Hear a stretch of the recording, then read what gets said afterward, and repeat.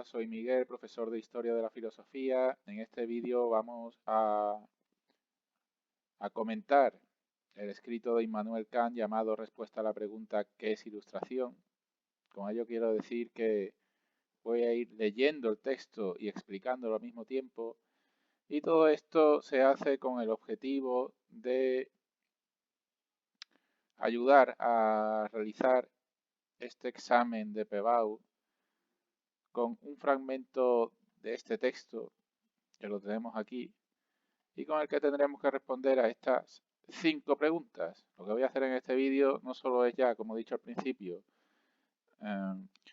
comentar el texto de Kant, que es la ilustración, o respuesta a la pregunta ¿qué es la ilustración?, sino también dar ideas sobre cómo responder cada una de estas 5 preguntas, ¿no?, para que consigamos mejorar la manera en la que estamos respondiendo a estas preguntas hasta el momento. Esta va a ser una clase diferente a las normales y va a ser sobre todo un estudio preparatorio para realizar la que sería la primera tarea del tercer trimestre, que será justamente realizar este examen. Con la diferencia de que voy a ser algo más exigente y no voy a ser tan permisivo con copias y con respuestas inspiradas de internet como en anteriores ocasiones, sino que voy a intentar realmente que hagáis un texto propio. Bien, según lo dicho, son 6 páginas, 2.849 palabras. Voy a intentar no enrollarme mucho, pero al mismo tiempo voy a intentar que quede claro lo que está diciendo Kant en este texto, ¿no? Voy a empezar a leer y lo vamos comentando. Dice, la ilustración es la salida del hombre de su autoculpable minoría de edad. Él mismo es culpable de ella. La minoría de edad estriba en la incapacidad de servirse del propio entendimiento sin la dirección de otro. Uno mismo es culpable de esta minoría de edad cuando la causa de ella no yace en un defecto del entendimiento, sino en la falta de decisión y ánimo para servirse con independencia de él, sin la conducción de otro. Sapere aude, ten valor de servirte de tu propio entendimiento. He aquí la divisa de la ilustración. Bien, ¿qué podemos decir sobre este primer fragmento?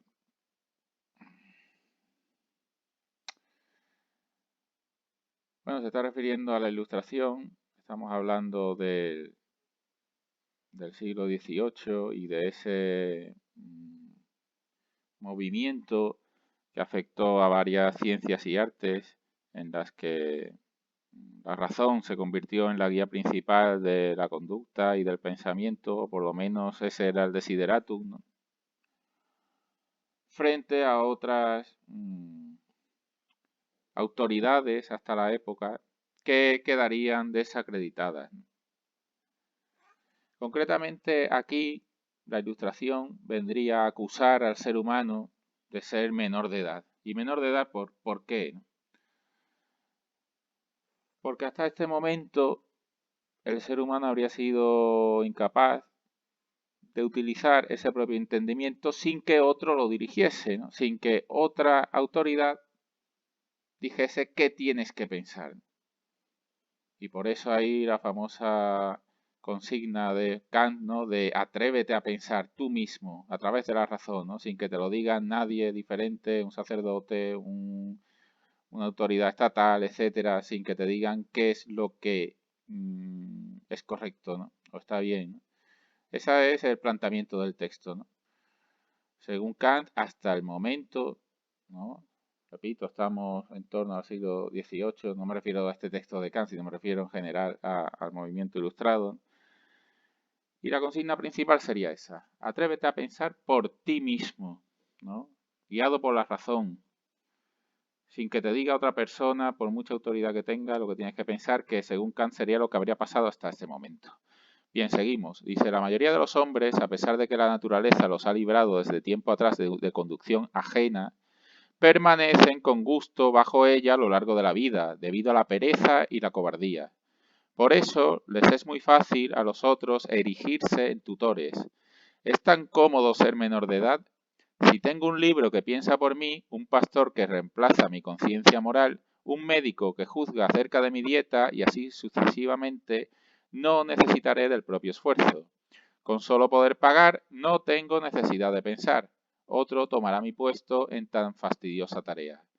Como la mayoría de los hombres, y entre ellos la totalidad del bello sexo, tienen por muy peligroso el paso a la mayoría de edad, fuera de ser penoso, aquellos tutores ya se han cuidado muy amablemente de tomar sobre sí semejante superintendencia. Después de haber atontado sus reses domesticadas, de modo que estas pacíficas criaturas no osan dar un solo paso fuera de las andaderas en que están metidas, les mostraron el riesgo que las amenazas intentan marchar solas. Lo cierto es que ese riesgo no es tan grande, pues después de algunas caídas habrían aprendido a caminar. Pero los ejemplos de esos accidentes por lo común producen timidez y espanto y alejan de todo ulterior intento de rehacer semejante experiencia. Bien, ¿qué podemos decir sobre esta parte?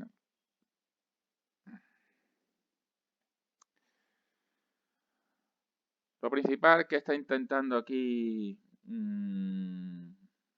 comunicar Kant sería pues que el ser humano es conformista, ¿no? Que el ser humano no solo es que se haya guiado por el pensamiento de otro, sino que lo ha hecho con gusto, ¿no? Porque así se sienten protegidos, ¿no? Y además esas autoridades también les convendría esa situación, ¿no? Se les advierte severamente a esas personas de las grandes dificultades que se encontrarían si pensasen por sí mismas, ¿no? Y de hecho es mucho más cómodo y más confortable pues tener esa guía, esa especie de padre que te va guiando, ¿no? Sobre qué debes pensar. Aquí se vería muy bien la contraposición que hace Kant entre autonomía, que sería una razón activa, la capacidad de darse a uno mismo la ley o pauta de acción, contra heteronomía, que sería una razón pasiva que delega su actividad en otras personas. Recapitulo, por tanto, Kant sostiene que hasta el momento el ser humano no ha sido mayor de edad, se ha servido de la autoridad de otros y además dice también que eso le ha resultado muy cómodo, ¿no? Que le resulta cómodo ser menor de edad, ¿no? Y no pensar por sí mismo. Vamos al tercer párrafo. Dice, por tanto, a cada hombre individual le es difícil salir de la minoría de edad, casi convertida en naturaleza suya. Inclusive le ha cobrado afición. Por el momento es realmente incapaz de servirse del propio entendimiento, porque jamás se le deja hacer dicho ensayo. Los grilletes que atan a la persistente minoría de edad están dados por reglamentos y fórmulas, instrumentos mecánicos de un uso racional o mejor de un abuso de sus dotes naturales. Por eso, por no estar habituado a los movimientos libres, quien se desprenda de esos grilletes quizá diera un inseguro salto por encima de alguna estrechísima zanja. Por eso, solo son pocos los que, por esfuerzo del propio espíritu, logran salir de la minoría de edad y andar, sin embargo, con paso seguro. ¿Qué está diciendo Kant sobre este tercer párrafo? En primer lugar, no solo es que sea cómoda esa minoría de edad en la que otras autoridades piensan por ti, sino que además resultaría bastante difícil salir de ese estado. En parte, ese ser humano se sentiría incapaz de poder pensar por sí mismo. Tendría unas fórmulas tan estrechas que modificar algo de lo que ya tenía preestablecido le supondría algo peligroso, algo temerario. Cambiar ese estado supondría un esfuerzo que pocas personas se han atrevido a hacer.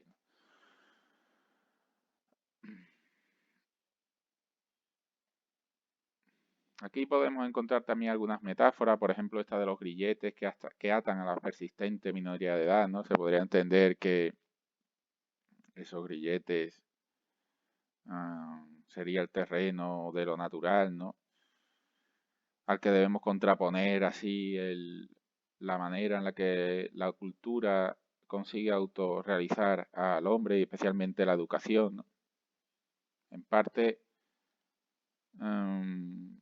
una de las maneras de entender este fragmento sería contraponer, por un lado, naturaleza, que sería ese estado autosatisfecho de minoría de edad, con la cultura y concretamente con la educación, ¿no? Con el intento de ir mejorándose uno mismo y trascendiendo ese estado con el que se comienza. Bien, vamos al cuarto párrafo. Dice, pero en cambio es posible que el público se ilustre a sí mismo siempre que se le deje en libertad. Incluso casi es inevitable. En efecto, siempre se encontrarán algunos hombres que piensen por sí mismos, hasta entre los tutores instituidos por la confusa masa. Ellos, después de haber rechazado el yugo de la minoría de edad, ensancharán el espíritu de una estimación racional del propio valor y de la vocación que todo hombre tiene, la de pensar por sí mismo. Notemos en particular que con anterioridad los tutores habían puesto al público bajo ese yugo, estando después obligados a someterse al mismo. Tal cosa ocurre cuando algunos, por sí mismos incapaces de toda ilustración, los incitan a la sublevación. Tan dañoso es inculcar prejuicios, ya que ellos terminan por vengarse de los que han sido sus autores o propagadores. Luego, el público puede alcanzar ilustración solo lentamente.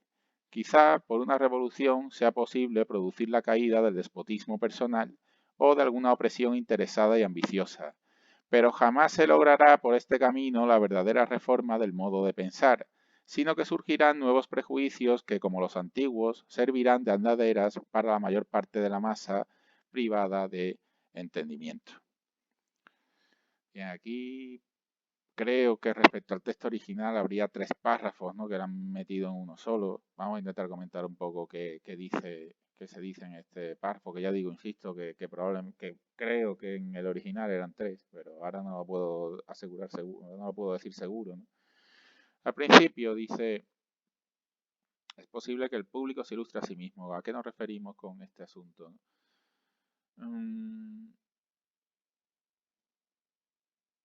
Dentro de esta comodidad que abarcaría la mayoría de la población, sí que habría algunas personas que se atreverían a pensar por sí mismos, ¿no?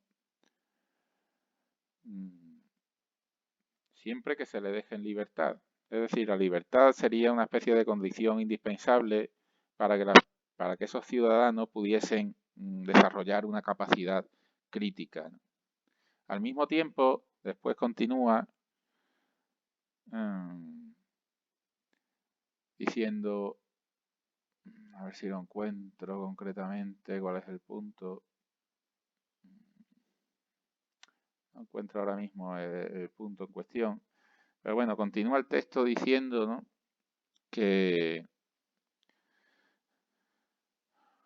aquel público que anteriormente había sido sometido, a ver si lo encuentro, bueno, aquí, ¿no?, que con anterioridad los tutores habían puesto al público bajo ese yugo, estando después obligados a someterse al mismo, ¿no? ¿Qué quiere decir esto? Puede ocurrir a veces que los hijos superen a los padres, es decir, que hombres o seres humanos libres exijan sometimientos a sus antiguos tutores, ¿no? Kant concretamente advertiría del peligro de inculcar prejuicios que después pueden servir de venganza contra sus predecesores, ¿no?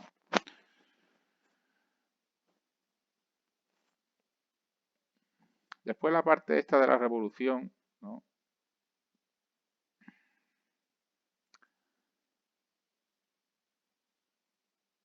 la ve Kant dudosa, ¿no? Dice que jamás se logrará por ese camino la verdadera reforma del modo de pensar. Kant es consciente en este punto de que una especie de revolución que condujese a la razón sería peligrosa. Sería preferible ir lentamente y asumiendo progresivamente su maduración. Ir superando viejos prejuicios, sustituirlos por otros nuevos, pero de una manera progresiva y comedida. En función de lo que hemos dicho antes, ¿no?, de la diferencia entre autonomía y heteronomía, recordemos, autonomía sería la capacidad de darse a uno mismo una ley, mientras que heteronomía sería que dejes esa actividad de pensar a otra persona, ¿no? Dentro de este párrafo podríamos decir que cuando habla aquí de pensar por sí mismo, ¿no? Dice, ensancharán el espíritu de una estimación racional del propio valor y de la vocación que todo hombre tiene, la de pensar por sí mismo. Bien, pues hay que tener en cuenta que, aunque hay una vocación por pensar por uno mismo, desde el punto de vista de esta razón pasiva, de la heteronomía, que sería el estado actual, sería fácil caer en prejuicios, ¿no? En pensamientos ajenos a otros, ¿no? Digamos que ese proceso que intenta alcanzar Kant sería que toda la población, ¿no? Esta revolución de la que habla y que no cree que sea especialmente buena, sería conseguir que todas las personas pensasen por sí mismas, guiadas por la razón, ¿no? Pero ya hemos dicho que Kant es especialmente receloso, que no cree en que una revolución, es decir, un cambio violento, corto en el tiempo, sea la mejor manera o la manera adecuada para conseguir esto, ¿no? Kant piensa, por decirlo de una manera más simple, que la reforma del espíritu que propugnan los ilustrados, es decir, lo que piensan los ilustrados, debería ser algo lento y que vaya asumiendo su maduración paulatinamente. Seguimos. Dice, sin embargo, para esa ilustración solo se exige libertad. Y por cierto, la más inofensiva de todas las que llevan tal nombre, a saber, la libertad de hacer un uso público de la propia razón, en cualquier dominio. Pero oigo exclamar por doquier, no razones. El oficial dice, no razones, adiéstrate. El financista, no razones y paga. El pastor, no razones, ten fe. Un único Señor dice en el mundo, razonad todo lo que queráis y sobre lo que queráis, pero obedeced. Por todos lados, pues, encontramos limitaciones de la libertad, pero ¿cuál de ellas impide la ilustración y cuáles, por el contrario, la fomentan? He aquí mi respuesta. Esta parte es importante porque es la parte en la que el fragmento de la tarea, ¿no? Dice, y perdón por el inciso, dice, he aquí mi respuesta. El uso público de la razón siempre debe ser libre y es el único que puede producir la ilustración de los hombres. El uso privado, en cambio, ha de ser con frecuencia severamente limitado, sin que se obstaculice de un modo particular el progreso de la ilustración. Bien, aunque ahora en el siguiente párrafo va a explicar el propio Kant qué entiende por uso público y uso privado de la razón, el cual fue, por cierto, recuerdo una de las preguntas de la semana pasada, que creo que hice en vídeo, aunque la comenté muy de pasada. Primero vamos a explicar este párrafo. Bien, en esta reforma, en este movimiento que incita a Kant, que lo hemos leído en el anterior párrafo, ¿no? De intentar así que todos los hombres, que todos los seres humanos piensen por sí mismos, se encuentra claramente con un obstáculo, ¿no? Porque las figuras así de autoridad de la sociedad no te dicen que pienses, lo que te dicen es que obedezcas, ¿no? El oficial dice, no me des razones, adiéstrate, ¿no? El oficial se refiere al militar, ¿no? No me des razones de nada, adiéstrate. El financista, el banquero, etcétera. No me des razones, simplemente limítate a pagar, ¿no? El pastor, que se refiere aquí por pastor al sacerdote, ¿no? No me des razones, simplemente ten fe. Claro, entonces la cuestión es, ¿qué hacemos? Si nosotros somos así libres en nuestro uso de la razón, en principio no tendríamos por qué hacerle caso ni al oficial, ni al financista, ni al pastor, ¿no? Sino que tendríamos que hacer lo que la razón, esto que suena también muy ideal, ¿no? Lo que la razón nos dictase. ¿Qué tenemos que hacer aquí al respecto? Porque no queda nada claro, ¿no? Pues la respuesta que da Kant es, lo que debe ser libre es el uso público de la razón, pero no el privado, el uso público. Evitando las limitaciones que desde el exterior se pudiesen dar a este uso público, pero no al uso privado. Bueno, a este momento es normal que te estés preguntando qué diantres es uso público y uso privado. Y eso es lo que viene en el siguiente párrafo, ¿no? Dice, entiendo por uso público de la propia razón el que alguien hace de ella en cuanto docto y ante la totalidad del público del mundo de lectores. Llamo uso privado al empleo de la razón que se le permite al hombre dentro de un puesto civil o de una función que se le confía.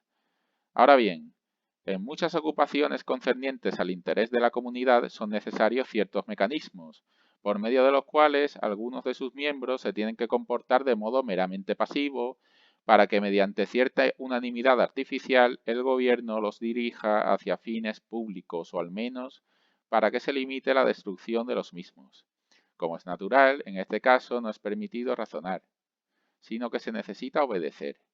Pero en cuanto a esta parte de la máquina, se la considera miembro de una comunidad íntegra o incluso de la sociedad cosmopolita.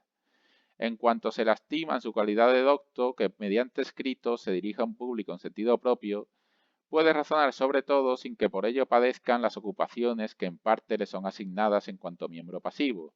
Así, por ejemplo, sería muy peligroso si un oficial que debe obedecer al superior se pusiera a argumentar en voz alta, estando de servicio, acerca de la conveniencia o inutilidad de la orden recibida. Tiene que obedecer. Vamos a aplicar este párrafo que además es clave, ya digo, para afrontar este comentario de texto, porque esto, precisamente el comienzo de este párrafo es el texto que tenemos que comentar, ¿no?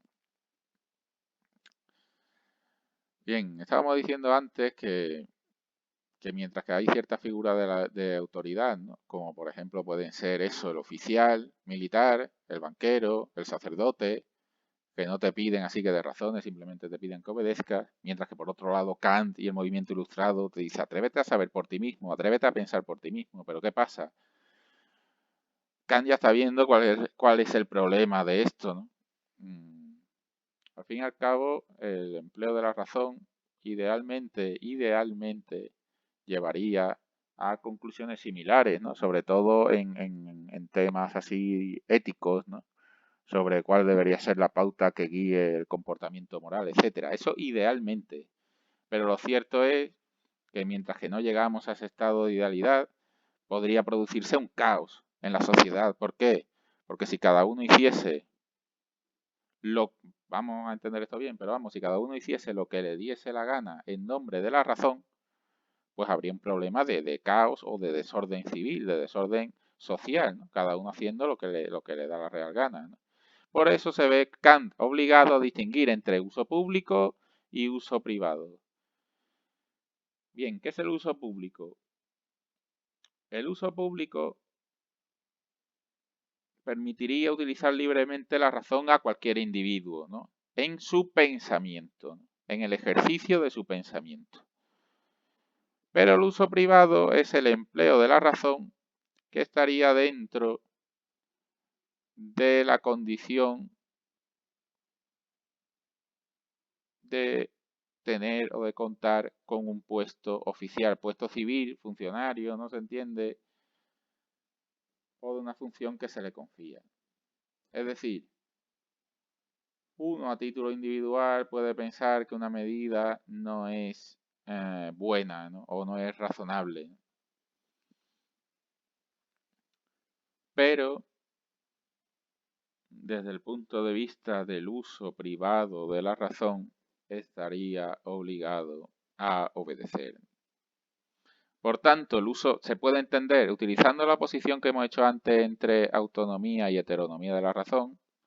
Recuerdo, autonomía sería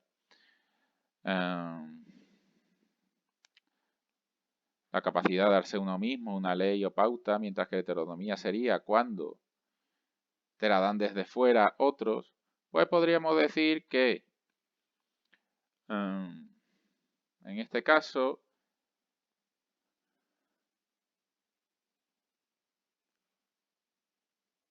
el uso privado sería en buena parte heterónomo. En el uso privado estarías obligado a hacer lo que estaría, digamos, establecido por las fuentes oficiales. Y solo podrías pensar de acuerdo a la razón, transgrediendo leyes, normas, etcétera, en tu uso privado.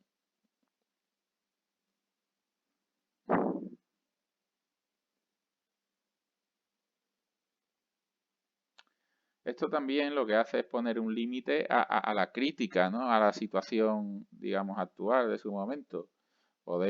Estamos tutelados, somos menores de edad, otros piensan por nosotros, pero esa crítica no puede llevar a destruir el orden social, ¿no? El orden social, según Kant, debería continuar, ¿no?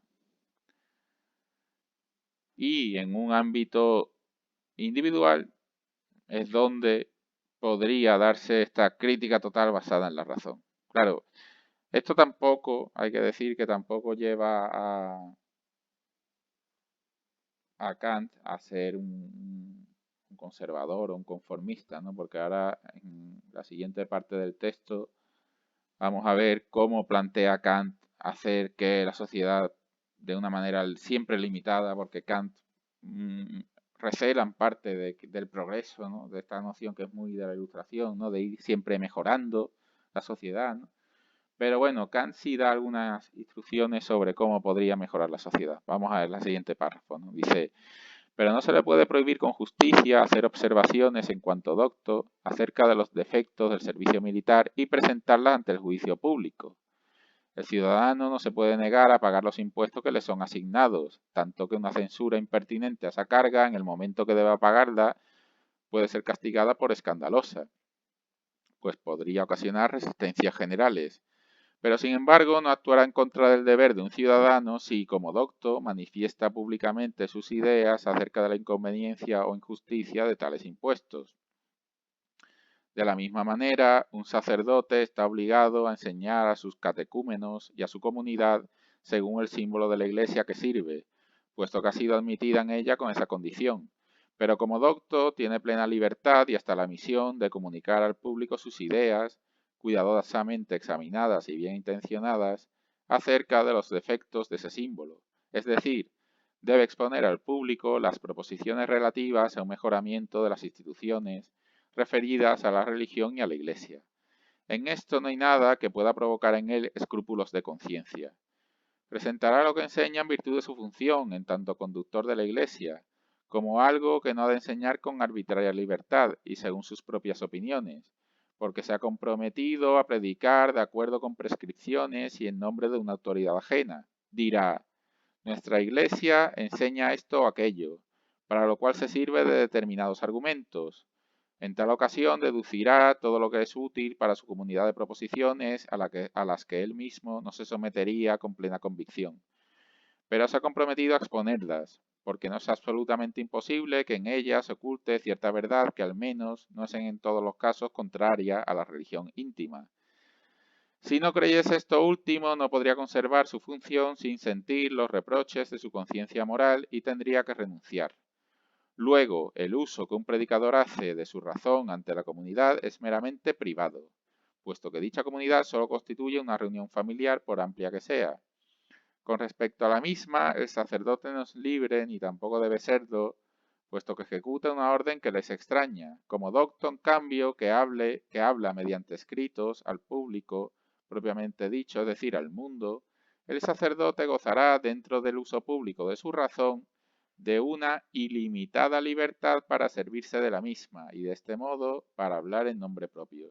En efecto, pretender que los tutores del pueblo en cuestiones espirituales sean también menores de edad constituye un absurdo capaz de desembocar en la eternización de la insensatez. Vamos a explicar este largo párrafo de Kant, ¿no?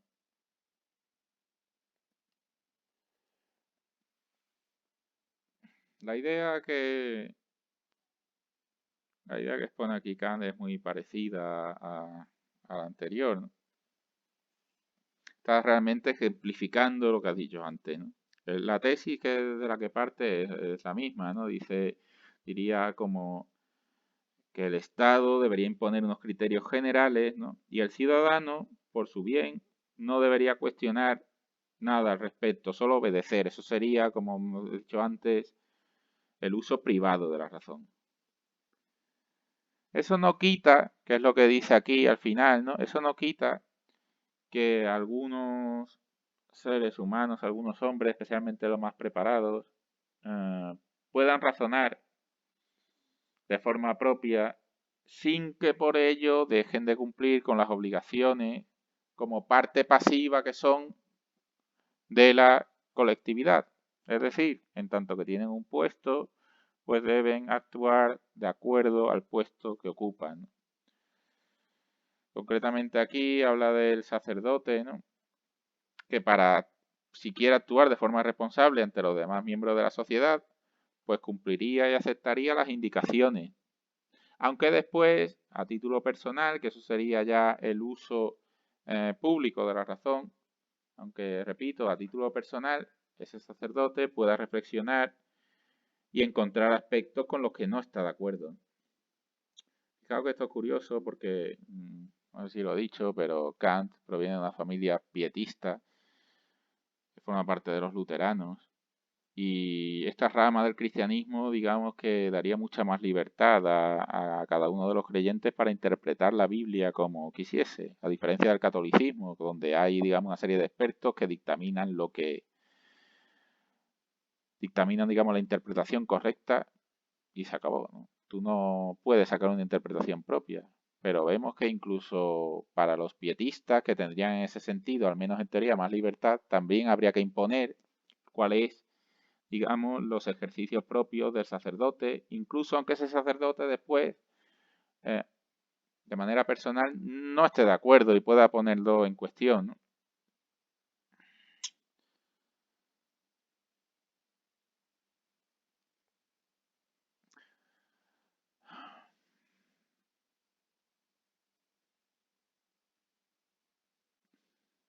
Bien, continuamos entonces.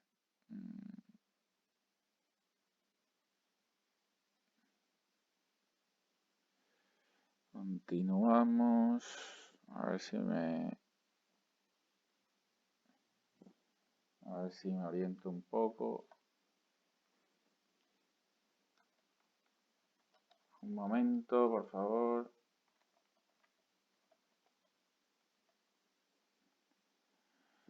Vale, ya, continuamos, ¿no? Dice, bueno, si queremos podríamos hablar un poco más del caso del sacerdote, que estoy aquí ordenando un poco, ¿no?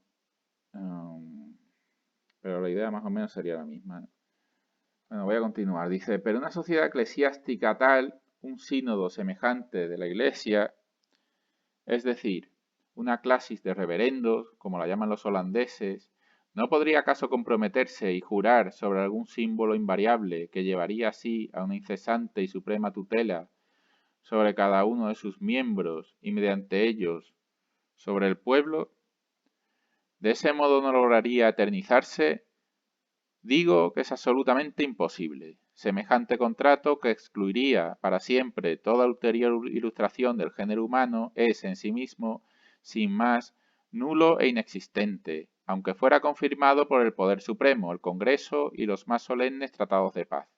Una época no se puede obligar ni juramentar para poner a la siguiente en la condición de que le sea imposible ampliar sus conocimientos, sobre todo los muy urgentes, purificarlos de errores y en general promover la ilustración. Sería un crimen contra la naturaleza humana cuya destinación originaria consiste justamente en ese progresar.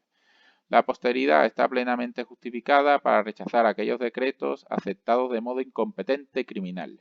La piedra de toque de todo lo que se puede decidir como ley para un pueblo yace en esta cuestión.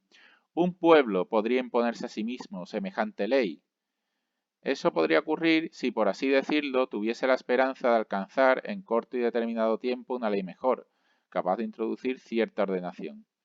Pero al mismo tiempo, cada ciudadano, principalmente los sacerdotes, en calidad de doctos, debieran tener libertad de llevar sus observaciones públicamente, es decir, por escrito, acerca de los defectos de la actual institución. Mientras tanto, hasta que la intelección de la cualidad de estos asuntos se hubiese extendido lo suficiente y estuviese confirmada, de tal modo que el acuerdo de sus voces, aunque no la de todos, pudiera elevar ante el trono una propuesta para proteger las comunidades que se habían unido en una dirección modificada de la religión, según los conceptos propios de una comprensión más ilustrada, sin impedir que los que quieran permanecer fieles a la antigua lo hagan así, mientras tanto, pues, perduraría el orden establecido.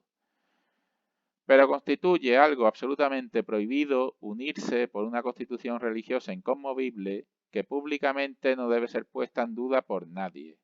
aunque más no fuese durante lo que dura la vida de un hombre, y que aniquila y torna infecundo un periodo del progreso de la humanidad hacia su perfeccionamiento, tornándose incluso nociva para la posteridad. Un hombre, con respecto a su propia persona y por cierto tiempo, puede dilatar la adquisición de una ilustración que está obligada a poseer, pero renunciar a ella con relación a la propia persona y con mayor razón aún con referencia a la posteridad, significa violar y pisotear los sagrados derechos de la comunidad. Pero lo que un pueblo no puede decidir por sí mismo, menos lo podrá hacer un monarca en nombre del mismo. En efecto, su autoridad legisladora se debe a que reúne en la suya la voluntad de todo el pueblo. Si el monarca se inquieta para que cualquier verdadero o presunto perfeccionamiento se concilie con el orden civil, podrá permitir que los súbditos hagan por sí mismos lo que consideran necesario para la salvación de sus almas.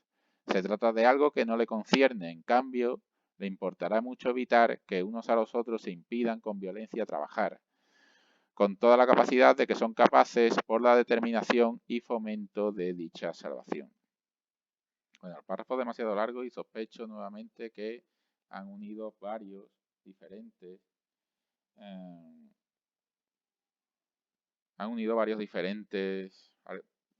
la verdad es que no lo recuerdo, pero en fin, vamos a hablar un poco sobre este párrafo, ¿no?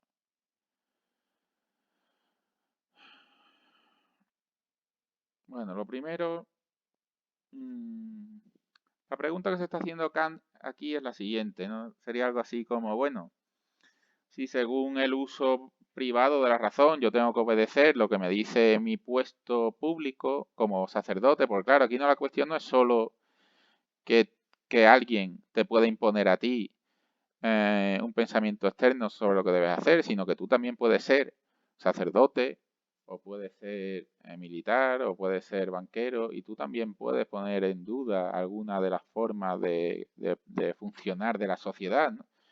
Y entonces, claro, si tú solo te puedes cuestionar las cosas de acuerdo al uso público de la razón, que no tiene una influencia especial en qué puedes hacer en la sociedad, pues la cuestión es que la sociedad se quedaría estancada, no habría manera de progresar, no habría manera de mejorar, estaríamos así atados de pies y manos y no habría ninguna manera de modificar ese comportamiento, ¿no? Ese es el planteamiento que se está haciendo aquí Kant.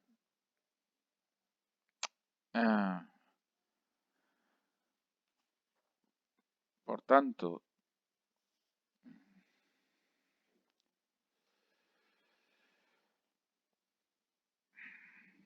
bajo este planteamiento, estaríamos condenando a los seres humanos a no progresar.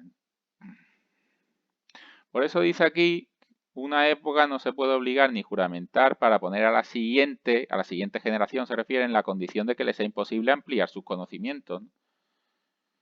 Es decir, tiene que haber una manera de que las generaciones posteriores puedan retocar o realizar acuerdos previos, ¿no? Siempre que eso suponga hacer leyes mejores y más acordes a nuevas circunstancias, ¿no? Y no quedarse siempre con lo mismo, ¿no? Claro, ¿de qué forma? Claro, dice aquí literalmente, a ver si lo encuentro. Aquí, ¿no? Dice, sería un crimen contra la naturaleza humana cuya destinación originaria consiste justamente en ese progresar. Claro. Claro, dice, la piedra de toque de todo lo que se puede decidir como ley para un pueblo y hacen esta cuestión. Un pueblo podría imponerse a sí mismo semejante ley, ¿no? Pues se podría imponer siempre y cuando tuviese la esperanza de alcanzar una ley mejor. Es decir, podrían darse una ley si la ley fuese mejor. Continúa Kant diciendo, mientras tanto, bla, bla, ¿qué dice aquí, no? Este de mientras tanto, hasta que la intelección de la cualidad de estos asuntos. Vamos a aplicar esto un poco más fácilmente, ¿no?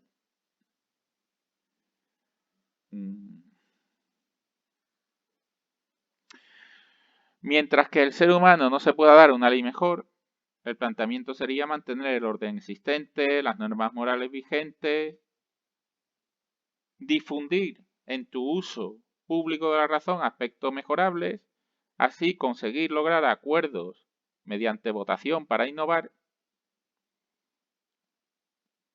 sin que por ello de repente todos los integrantes de la comunidad dejasen los elementos válidos del pasado, que pueda haberlo, ¿no? Entonces Kant lo que plantearía es una especie de ejercicio democrático de mantener lo bueno que hay en lo pasado y al mismo tiempo ilustrar o decir qué es lo defectuoso, ¿no?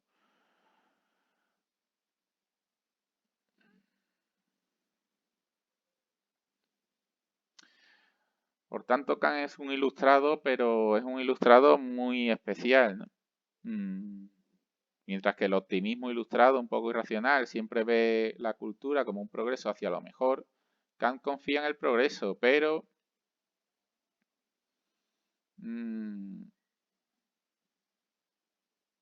confía en el progreso del género humano. Confía, digamos, en un progreso científico, teórico, moral, etc. Pero también sabe ver qué hay de problemático en ese progreso. Kant no apuesta por una revolución de la razón que lo cambie todo así salvajemente, ¿no? Sino que considera que la historia de la humanidad es un escenario que va desarrollándose lentamente, ¿no? En el que el ser humano intenta imponer la razón, pero sabe que tiene una inclinación hacia el mal, hacia la imposición del más fuerte, etc., ¿no? Aquí tendría un papel importante la cultura y la educación para conseguir mejorar a ese ser humano, ¿no?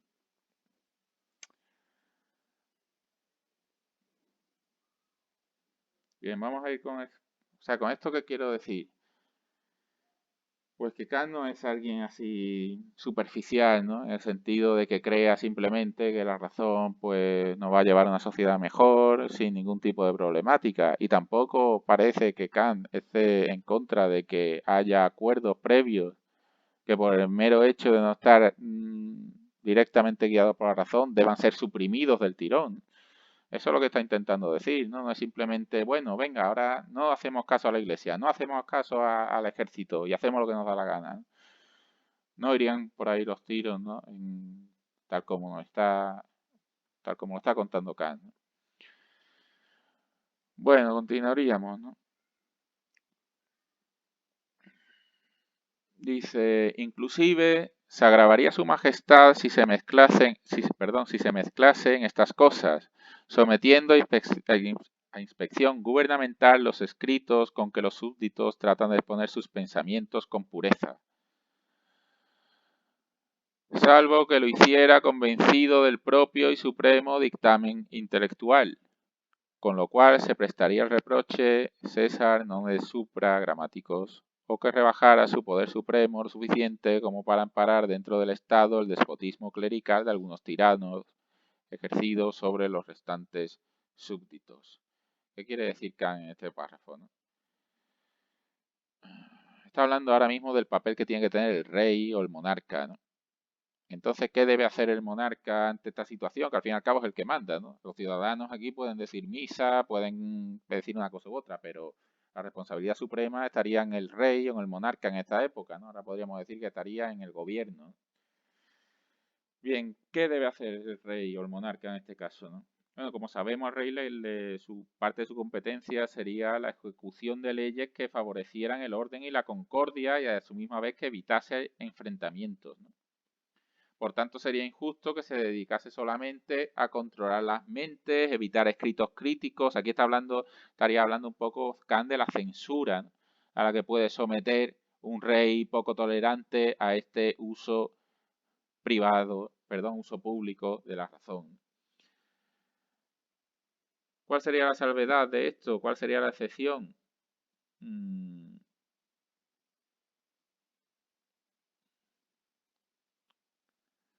Pues ninguna. Los monarcas, por muy monarcas que sean, y aquí mete esta cita latina, ¿no? Que sería literalmente, lo que querría decir es que los monarcas o los reyes, por muy reyes que sean, nunca podrán estar o imponerse a los escritores ilustrados e instruidos, ¿no?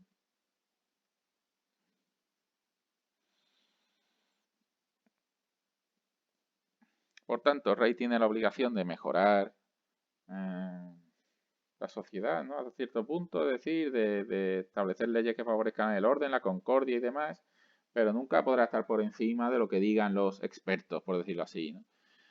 Continuamos, dice luego, si se nos preguntara, ¿vivimos ahora en una época ilustrada?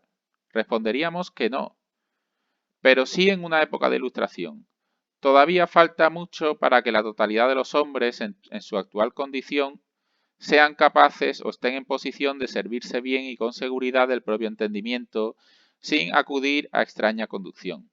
Sin embargo, ahora tienen el campo abierto para trabajar libremente por el logro de esa meta y los obstáculos para una ilustración general o para la salida de una culpable minoría de edad son cada vez menores. Ya tenemos claros indicios de ellos. Desde este punto de vista, nuestro tiempo es la época de la Ilustración o el siglo de Federico. Bien. ¿Qué quiere decir que en este párrafo, en el siglo XVIII, ¿no?, del que estamos hablando, la sociedad ni los hombres no estarían ilustrados, pero sí sería la época de la Ilustración? ¿Por qué dice esto Kant? Kant es consciente de que su sociedad es todavía incapaz de darse normas a sí mismo de forma correcta, siguiendo su propio entendimiento, es decir, no es capaz de eso, sigue atado a la autoridad, ¿no? Pero al mismo tiempo es una época donde ha empezado a verse, ¿no?, las posibilidades de la libertad, ¿no? Se han empezado a ver nuevas perspectivas para aplicar esa razón, ¿no? Y empiezan a verse ya, como dice aquí, ¿no?, empiezan a verse indicios de que esto está ocurriendo, ¿no? Indicios de que parece que se van a poder superar esos obstáculos. Por eso dice que sí, que no es, que el siglo XVIII, del que estaríamos hablando, y una cuestión a debatir sería si el siglo XXI está en esta posición o no. Pero vamos, el siglo XVIII no sería un siglo ilustrado, pero sí sería siglo de la ilustración, porque se han empezado a ver indicios de cómo guiar la sociedad por la razón, no por autoridades diversas, ¿no? Continuamos, a ver cuánto queda. Bueno, ya queda poco. Vamos a terminar simplemente con esto para no exceder de la hora, y lo que haré seguramente será poner preguntas sobre este texto, ¿no? Las preguntas típicas que suelo poner. Así, preguntas cortas de examen, y ya a la siguiente hora explicaré la tarea, ¿no? Dice: un príncipe que no encuentra indigno de sí declarar que sostiene como deber no prescribir nada a los hombres en cuestiones de religión, sino que los deja en plena libertad y que por tanto rechaza al altivo nombre de tolerancia, es un príncipe ilustrado y merece que el mundo y la posteridad lo ensalce con agradecimiento. Al menos desde el gobierno fue el primero en sacar al género humano de la minoría de edad, dejando a cada uno en libertad para que se sirva de la propia razón en todo lo que concierne a cuestiones de conciencia moral. Bajo él, dignísimos clérigos, sin perjuicio de sus deberes profesionales, pueden someter al mundo, en su calidad de doctos, libre y públicamente los juicios y opiniones que en ciertos puntos se apartan del símbolo aceptado. Tal libertad es aún mayor entre los que no están limitados por algún deber profesional. Este espíritu de libertad se extiende también exteriormente, alcanzando incluso los lugares en que debe luchar contra los obstáculos externos de un gobierno que equivoca sus obligaciones. Tal circunstancia constituye un claro ejemplo para este último, pues tratándose de la libertad, no debe haber la menor preocupación por la paz exterior y la solidaridad de la comunidad. Los hombres salen gradualmente del estado de rusticidad por propio trabajo, siempre que no se trate de mantenerlos artificiosamente en esa condición. Bien, antes, como curiosidad, por rusticidad se está refiriendo a la ignorancia, ¿no? Un estado de ignorancia. Bien, expliquemos un poco este punto. Bien, está hablando del príncipe Federico, ¿no? Y lo que está hablando es de que es un monarca, bueno, príncipe en este caso, que no coarta la libertad de pensamiento, ¿no? que deja pues que los clérigos puedan examinar y criticar temas, discrepando públicamente. Y además, pues, esta situación ilustrada sería un modelo a seguir, ¿no? Porque además demostraría que los hombres libres no son peligrosos, ¿no? Sino que en un ambiente donde prevalece la libertad, se refuerza la responsabilidad y se elimina la estupidez, ¿no? Tened en cuenta, claro, estamos hablando del siglo XVIII, la censura era muy superior, te podía costar hasta la vida apartarte de lo que se debe decir, ¿no? Y en este sentido, el príncipe Federico daría al menos esa libertad de pensamiento, ¿no? Bueno, continuamos. Dice, he puesto el punto principal de la ilustración, es decir, del hecho por el cual el hombre sale de una minoría de edad de la que es culpable, en la cuestión religiosa, porque para las artes y las ciencias, los que dominan no tienen ningún interés en representar el papel de tutores de sus súbditos. Además, la minoría de edad en cuestiones religiosas es la que ofrece mayor peligro. También es la más deshonrosa. Pero el modo de pensar de un jefe de Estado que favorece esa libertad llega todavía más lejos y comprende que, en lo referente a la legislación, no es peligroso permitir que los súbditos hagan un uso público de la propia razón y expongan públicamente al mundo los pensamientos relativos a una concepción más perfecta de esa legislación, la que puede incluir una franca crítica a la existente. También en esto damos un brillante ejemplo, pues ningún monarca se anticipó al que nosotros honramos. Se refiere de nuevo a Federico, ¿no? Expliquemos este párrafo, ¿no?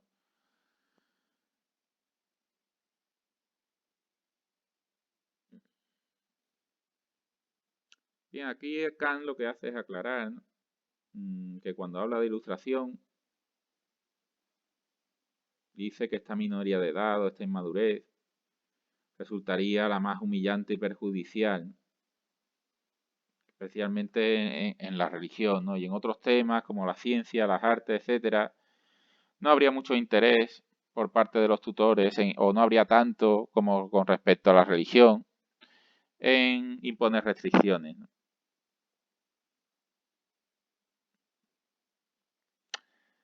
Cuando hay libertad, pues vuelve otra vez a lo mismo, ¿no? Vuelve a decir, pues, que cuando hay libertad, monarcas como Federico de Prusia, pues aceptarían sugerencias de posibles mejoras en temas de legislación, etcétera, ¿no? Y eso sería, en parte, hacer ilustración, a partir de un uso público de la razón, exponiéndola públicamente, permitiendo la crítica, pues se podría llegar a mejorar, ¿no? También, y de hecho, hablando de su época, habría un dirigente como ese monarca prusiano, Federico de Prusia, que permitiría eso, ¿no? Prusia, recordad que era un antiguo estado en lo que hoy es Alemania. Aunque como dijimos, Kant nació en una ciudad, Königsberg, que hoy en día sería Kaliningrado y sería parte de Rusia, aunque él culturalmente era prusiano o alemán. Bueno, termino, dice, pero solo alguien que por estar ilustrado no teme las sombras y al mismo tiempo dispone de un ejército numeroso y disciplinado que les garantiza a los ciudadanos una paz interior, solo él podrá decir algo que no es lícito en un estado libre. Razonad tanto como queráis y sobre lo que queráis, pero obedeced. Fijaos aquí la aparente contradicción, ¿no?, que hay entre ambas cosas, ¿no? Bueno, termino. Dice, se muestra aquí una extraña e inesperada marcha de las cosas humanas. Pero si la contemplamos en la amplitud de su trayectoria, todo es en ella paradójico. Un mayor grado de libertad civil parecería ventajoso para la libertad del espíritu del pueblo y sin embargo le fija límites infranqueables. Un grado menor, en cambio, le procura espacio para la extensión de todos sus poderes. Una vez que la naturaleza, bajo esta dura cáscara, ha desarrollado la semilla que cuida con extrema ternura, es decir, la inclinación y disposición al libre pensamiento, ese hecho repercute gradualmente sobre el modo de sentir del pueblo, con lo cual éste va siendo poco a poco más capaz de una libertad de obrar, y hasta en los principios de gobierno que encuentra como provechoso tratar al hombre conforme a su dignidad, puesto que es algo más que una máquina. Bueno, que es algo más que una máquina, ¿no? Y esta dignidad, ¿no? Es una pequeña referencia al imperativo categórico, ¿no? De que deberíamos tratar a la humanidad y a mí mismo como un fin, ¿no? Y no como un medio, ¿no? Expliquemos un poco este párrafo, ¿no? Bien, coincidiendo con algunos autores de su época, como por ejemplo Mendelssohn, ¿no? Que decía que la ilustración y la cultura avanzan al mismo paso, constituyendo los mejores medios de prevención de la corrupción, pues en su parte final del artículo Kant compara la conveniencia de ofrecer al hombre un ámbito de libertad menor con una progresiva ampliación según sus capacidades, y eso sería mejor que un campo amplísimo de libertades. ¿Qué quiere decir esto? Nuevamente Kant intenta que este progreso sea paulatino y sea lento, no sea seguro, ¿no? Mejor que dar una barra libre de libertad, ¿no? De decir, venga, plena libertad de pensamiento, etcétera. Es mejor un cambio gradual, poco a poco, ¿no? Ir educando en la inclinación y la disposición al libre pensamiento, ¿no? Ir dando libertad, pero de acuerdo a una progresiva ampliación de las capacidades de pensar de cada uno, ¿no? Porque precisamente así el gobierno conseguiría, pues sería algo provechoso, ¿no? Tratar al hombre de acuerdo a su dignidad, ¿no? Pero lo que está diciendo Kant, por decirlo así resumidamente en este párrafo, sería, es mejor cuidar de la evolución en el uso de la razón, de acuerdo a la dignidad del ser humano, que dar una libertad, digamos, sin barreras, porque una vez que se le diera una completa libertad al ser humano, sería difícil controlar a ese colectivo, ¿no? Eso suena quizá un poco así controlador o manipulador, pero sería eso, ¿no? Como dice aquí, un mayor grado de libertad civil parecería ventajoso y sin embargo le fija límites infranqueables. Un grado menor, en cambio, le procura espacio para la extensión de todos sus poderes. Damos libertad para pensar, aseguramos la libertad para pensar en el uso público de la razón, como dijimos anteriormente, ¿no? Y esto sería algo gradual, no algo completo en un solo instante. Y esto sería mejor, aunque parezca paradójico, sería mejor que dárselo completamente. Es decir, es mejor ir dándolo poco a poco que darlo del tirón. Bien, este sería el texto de Kant. Se ha alargado el vídeo muchísimo más de lo que esperábamos. No me va a dar tiempo a hablar del examen. Lo que voy a hacer es, sobre este vídeo, que al fin y al cabo hablar sobre este texto, voy a hacer algunas preguntas cortas de cara al siguiente examen. Y en el siguiente vídeo hablaremos de la respuesta a esas preguntas. Y de paso hablaremos de ese modelo de examen que a nosotros no nos va a servir de examen, nos va a servir como tarea, como la primera tarea del tercer trimestre. Pondré una especie de tarea que será a modo de la supervisión que hago del cuaderno para ver quién hace la tarea o no, y la haremos como mediante la plataforma, porque no nos queda otra. Bien, muchas gracias por escucharme, nos vemos en vivo, si Dios quiere, o en el siguiente vídeo. Hasta luego.